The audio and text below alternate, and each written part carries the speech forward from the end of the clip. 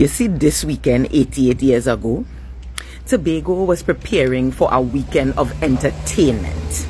So the Tobago Times reported that there were two ships that pulled into Scarborough Harbour today and tomorrow. Today, the Malaina pulled in, and she pulled in with a crew. She was a 250-ton yacht. She pulled in with a crew of 25 with 4 pleasure-seeking passengers, right? They were welcomed by a temporary information bureau. So this probably, you know, kind of the makings of tourism, right? This is probably where the division of tourism you really see it starting. So they pulled in, this temporary information bureau greeted them, which was run by a Mr. and Mrs. Appleton, and then Mr. Malin Smith and his committee transformed what was then the steamers depot at the harbour into really a tropical oasis paradise with every tropical thing that you could imagine for the visitors to ooh and ah over, right?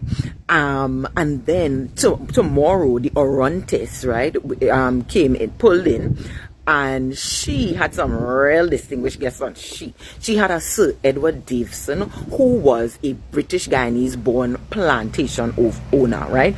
But he wasn't just a plantation owner. He had his things. He was really into intercolonial commerce and economics, right? So when they came, they had tea at the Botanics Gardens at what was the Aberfoyle Hotel as well. They also inspected, right? And they really spent a lot of time at the Tobago Line Factory. And I have to do another piece on the Tobago Line Factory because she is a girl who was an economic powerhouse for Tobago in the 1930s. But so he was there, Sir Davison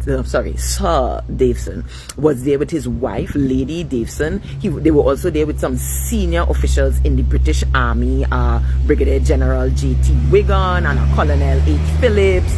Like, there was some big papis, right? Big sawatis.